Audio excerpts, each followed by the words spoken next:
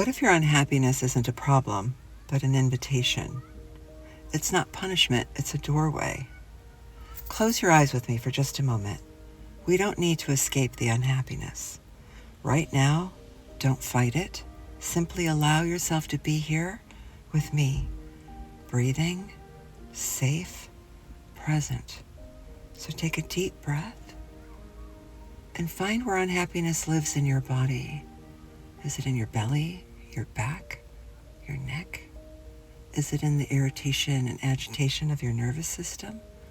Find where it is and put your hand on it. Gently put your palm over that area and give a deep breath right into that spot and let it anchor softly into that place so that unhappiness knows that you're listening. Now let's shift perspective. With each breath, whisper inward. It's okay to feel. I am here. I am safe. One more time. It's okay to feel. I am here. I am safe.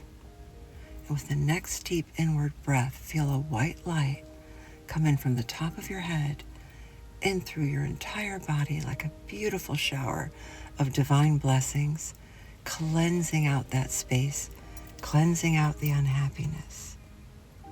And remember, with your new reframe, unhappiness is only energy.